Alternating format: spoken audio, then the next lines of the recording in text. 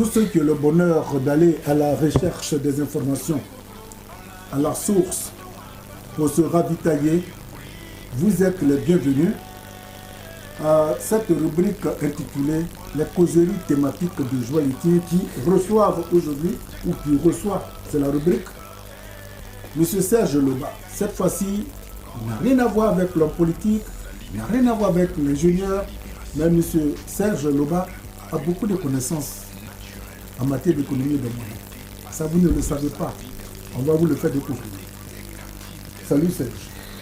Bonjour. Alors, la monnaie, c'est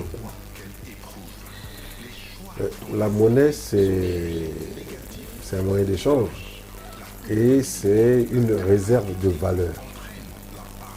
Voilà, c'est une sorte d'intermédiaire des échanges. Donc ça peut prendre beaucoup de formes. Voilà, qu'elle soit matérielle ou dématérielle. Mais c'est pour garantir les échanges. D'accord. Alors, depuis la nuit des temps, les Africains critiquent beaucoup l'utilisation du franc CFA. Mais à mon sens, ils n'apportent pas de propositions concrètes. Oui, effectivement, c'est vrai que le CFA, quand on lit un peu le cadre dans lequel il a été créé, on peut dire qu'il y a, on va dire un résidu, pour ne pas dire un pilier du schéma administratif colonial. Donc, effectivement, on ne peut que critiquer son côté asservissant, son côté par lequel ceux qui ont le contrôle du CFA peuvent tout acheter en Côte d'Ivoire. Vous voyez ce que je veux dire? Parce que c'est pas, comment dire, c'est pas centralisé en Côte d'Ivoire et c'est pas imprimé par les Ivoiriens. Voilà.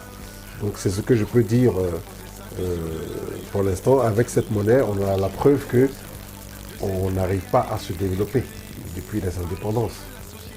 C'est factuel, c'est pas de la spéculation.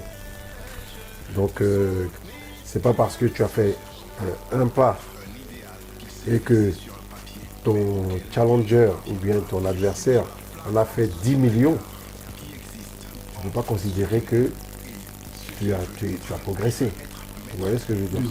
Donc proportionnellement, on a encore à l'étape par rapport à cette monnaie-là. À l'étape primaire. Oui, à l'étape. Il y a une compréhension même pour ceux qui utilisent le franc CFA. Oui. Parce que quand on prend un pays riche comme la Côte d'Ivoire, premier producteur mondial de café et de cacao, troisième mondial, et la Côte d'Ivoire quasiment dans les 5 premiers producteurs mondiaux de toutes ces valeurs-là. Et puis, on constate que depuis 70 ans, en dehors de ce que nous voyons, les routes, les ponts, mais socialement, la Côte d'Ivoire n'a pas avancé. Oui, en fait, ce que je voudrais dire, c'est que ce qui se passe pour des Ivoiriens, c'est que l'argent, en vertu des accords internationaux qui sont faits, ce qu'on appelle les accords dits de libre-échange, qui impliquent la convertibilité. Non, pas la convertibilité. La suppression des tarifs douaniers. La libre circulation des gens et des capitaux.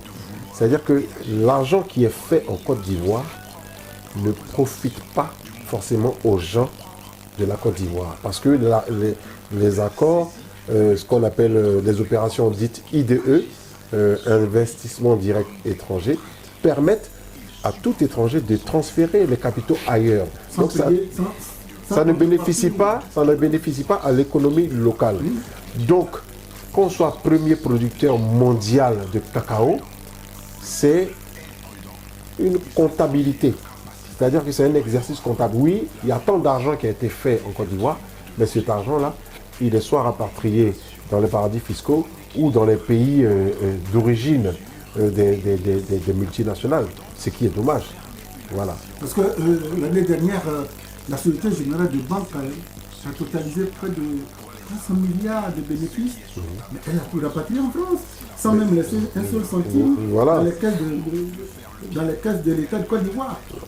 Et donc, je trouve dommage que politiquement, on ne mette pas en application les accords de libre-échange. Parce que, au-delà du fait qu'il faille supprimer les tarifs douaniers, libérer, on va dire, la circulation des capitaux et des personnes, mais il y a aussi le transfèrement des technologies.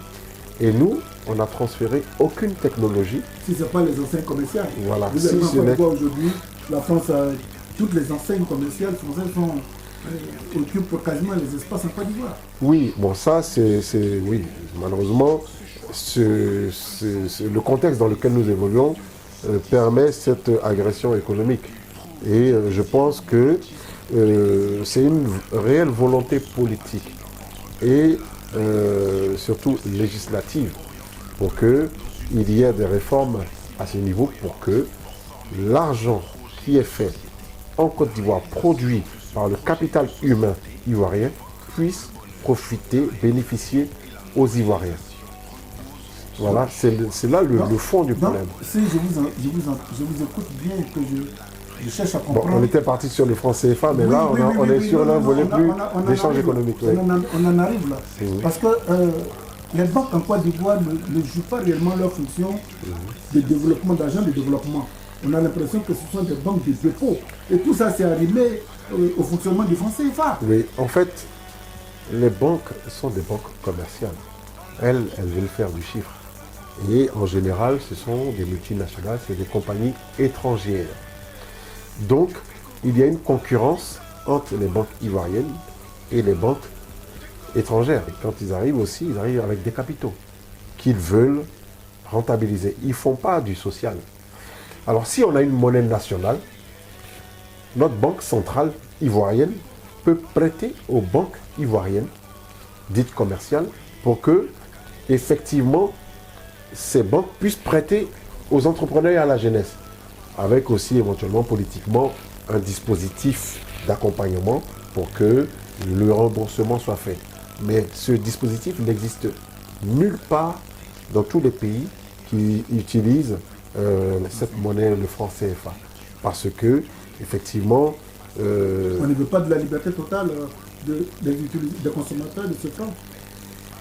Non, en fait, c'est la structure même ne permet pas d'avoir l'indépendance politique, économique, financière, même culturelle. Parce que une monnaie, je vais essayer de vous dire les avantages à avoir une monnaie nationale. Supposons qu'on veuille construire un hôpital public de 10 000 milliards de francs CFA. Si on a une banque centrale ivoirienne indépendante, cette banque centrale ivoirienne peut prêter à l'État ivoirien pour que, à travers le trésor, on puisse faire travailler tous les Ivoiriens parce qu'il y a les compétences diverses déjà dans le peuple, des diplômés, tout ça. Et les dépenses des uns étant les revenus des autres, c'est un cercle vertueux à mettre en place. Après, cet argent-là est utilisé pour, on va dire, construire l'hôpital qui sera bien équipé. Et puis, sur la base de nos échanges, alimenté, tout équipé, digne de ce nom. Mais cet argent doit être remboursé parce que l'argent, pour que ça fonctionne, ne se donne pas, il se prête. Donc l'État doit rembourser, on va dire, à la banque centrale qui est indépendante. Et donc l'État procède à la mise en place d'un impôt, un petit impôt, pour collecter, pour rembourser à la banque. Si on veut construire des routes et des ponts, qui sont des biens non exclusifs, qui profitent à tout le monde, c'est le même procédé. Donc quand on a une monnaie nationale, on peut financer la science, on peut financer la santé, on peut financer la culture, parce que c'est le sang d'un peuple. Tous les échanges Donc, il ne s'agit pas de critiquer le CFA, mais il s'agit d'apporter le bien fondé à avoir une monnaie nationale. On pourra fabriquer nous-mêmes nos médicaments, transformer la matière première en vue de fabriquer, on va dire, des médicaments pour se soigner. Et aussi financer l'éducation, financer une armée, transformer la matière première pour fabriquer des armes pour se défendre. C'est ce que les autres peuples font. Oui, mais pour la Côte d'Ivoire et pour les utilisateurs, les consommateurs du franc CFA, quand vous parlez comme ça, on a l'impression que c'est aléatoire. Non, c'est pas aléatoire, c'est très pragmatique. C'est-à-dire que quand tu as ta propre monnaie, tu peux prêter à la jeunesse. Tu dis, voilà, toi tu veux faire quelque chose, on te prête, on t'accompagne. Toi, tu es dans la recherche, on va financer la recherche à travers, sur on va dire, un site de recherche et développement R&D. Et puis, ton travail, c'est de faire des recherches. Mais tu es payé pour ça, par l'État ivoirien. Parce que on a toutes les garanties qui nous permettent d'avoir une monnaie.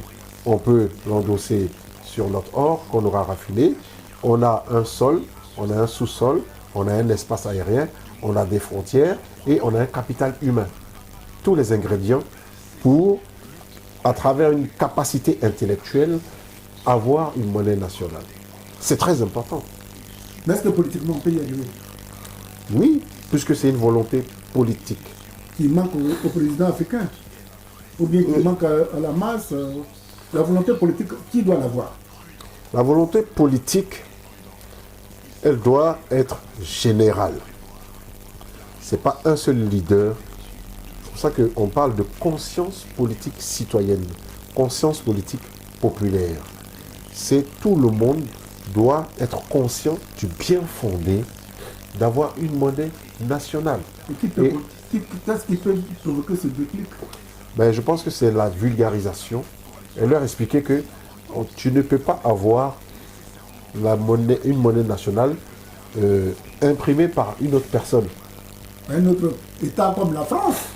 Voilà. Qui vous vend ces pièces parce et que, qui vous bloque une grande partie dans ses réserves et qui vous étouffe. Voilà, en fait, ça c'est pour le côté un peu, on va dire, pour dénoncer. Pour dénoncer, je vais peut-être prendre un exemple. Si on a 20 milliards de dollars, ce qui représente en devises étrangères 20 milliards de dollars de marchandises, la Côte d'Ivoire ne peut pas encaisser directement cet argent-là. Elle est obligée de passer par la conversion. Vous voyez ce que je veux dire? En francs CFA. Vous voyez? Donc, au lieu de récupérer ces 20 milliards, on donne ces 20 milliards à la France et qui va imprimer des billets. Mais si l'impression des billets a coûté... Non, si l'impression des billets a coûté 1 million d'euros, vous vous êtes fait avoir. Parce que imprimer des billets et écrire 10 milliards dessus, c'est facile. Maintenant, vous ne pourrez utiliser que ça entre vous. Donc vous êtes dans une sorte de monopoly entre vous et vous pensez que vous évoluez, vous dépensez dans vous tournez en rond. Voilà, vous tournez en rond. Vous êtes dans un, excusez-moi du terme, dans un poulailler.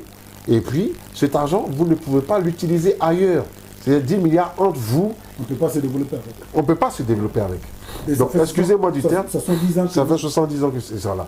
Et donc, si on veut faire nos échanges internationaux, les accords qui sont là, que je trouve encore coercitifs, font qu'on est obligé de passer par le dispositif qui est en place.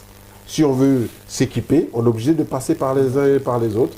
Et donc ça c'est aussi ce que nous dénonçons. Mais par contre, ce que nous, on veut faire, c'est d'expliquer aux gens le bien fondé d'avoir une monnaie nationale. En 10, 20 ans, vous allez voir qu'il y a une progression qui peut être faite. Et puis, on n'est pas... Soit on peut négocier avec la France pour que, effectivement, on ait le contrôle effectif de cette imprimerie-là, qu'on la rapatrie en Côte d'Ivoire. OK? Et puis, on rachète cette imprimerie-là au prix que ça doit coûter pour qu'on ait le contrôle effectif de ça. Voilà. La crypto-monnaie, qu'est-ce que ça veut dire? La crypto-monnaie, c'est de la monnaie numérique. C'est-à-dire que ce sont des informations. Oui, voilà, les dépenses des uns étant toujours les revenus des autres. Il faut comptabiliser les échanges. Donc, la crypto-monnaie permet de ces échanges-là à travers des unités de compte endossées sur une technologie qui elle-même est endossée sur ce qu'on appelle la blockchain. C'est comme la blockchain évite la falsification. C'est comme on ne peut pas faire de faux billets, mais dans le virtuel, on ne peut pas dupliquer ces billets-là. Donc c'est une bonne chose. Maintenant ça aussi, c'est une monnaie décentralisée. Il n'y a pas, c'est pas sous la pression d'un État ou d'un gouvernement. On peut faire nos échanges entre nous et puis il n'y a pas l'État qui récupère. Ça veut dire que ce n'est pas l'argent matériel qu'on voit. Non. Parce que les pays ivoiriens où 70-80% n'ont pas l'outil informatique, comment ils peuvent se mettre en crypto-monnaie? L'outil informatique, ça s'acquiert.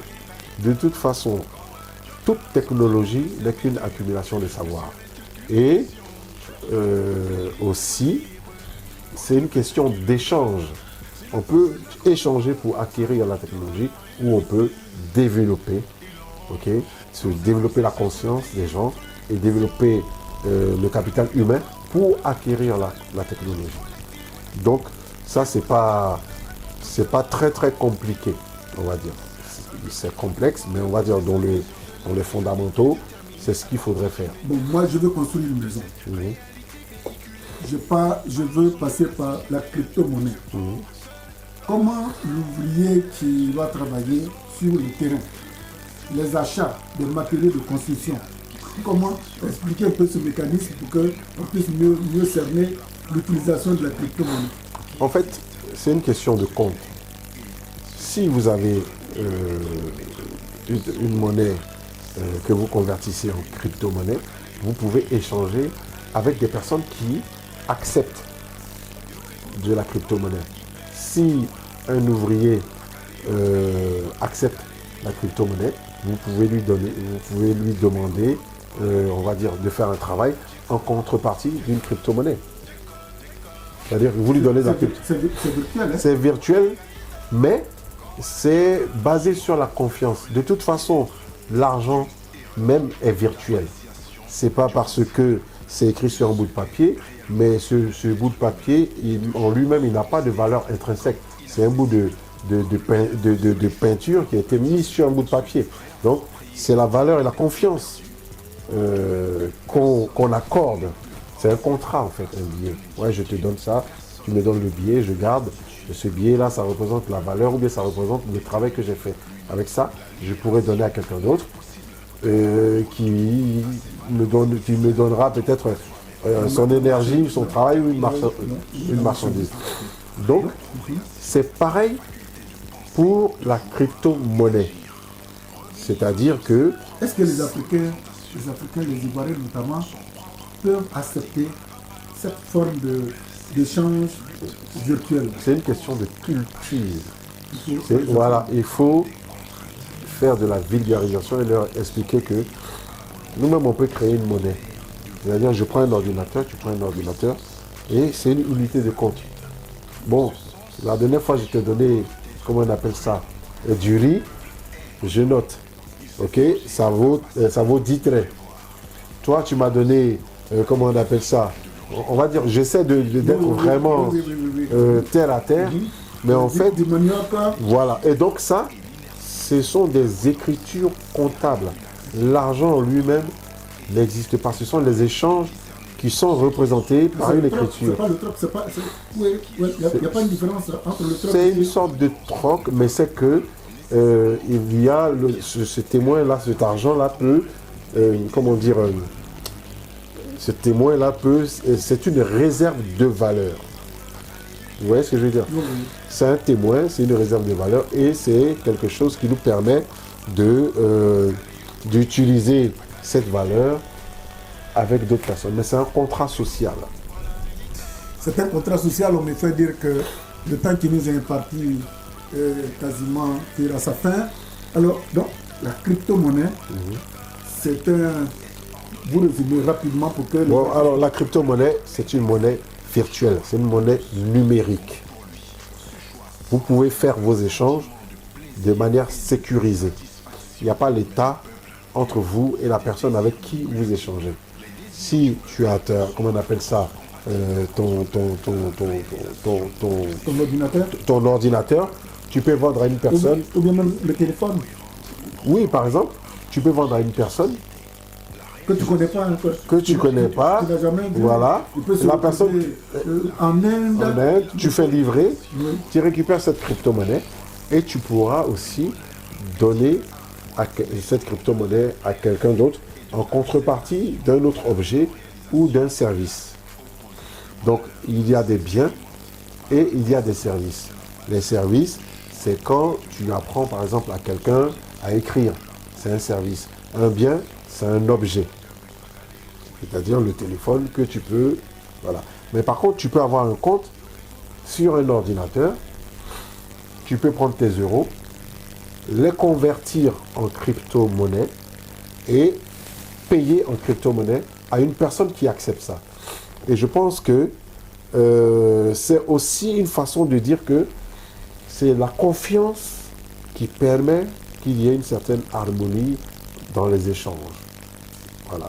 Donc il faut avoir confiance, il faut ce soit dans un endroit où il y a une cohésion et de la confiance entre les gens et aussi de la technologie. Parce que si quelqu'un peut écrire de manière informatique et dire voilà j'ai 20 milliards de crypto-monnaies, c'est pas bon, c'est de la concurrence déloyale et ce serait de la triche.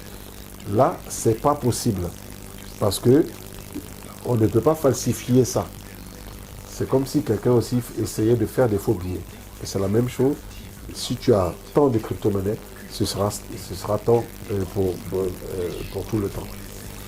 Bien, c'est des choses techniques. Tellement techniques que seuls les initiés peuvent comprendre. Le débat, nous l'ouvrons. Afin que d'autres spécialistes qui ont la possibilité d'expliquer l'avènement de cette crypto-monnaie le fassent. C'est important parce que depuis 70 ans, c'est pas moi qui le dis, c'est un constat, même mon invité a constaté, ce sont 10 ans que les Africains noirs qui utilisent le franc CFA tournent en rond et chaque fois on leur impose des enseignes commerciales au lieu de la technologie pour se développer.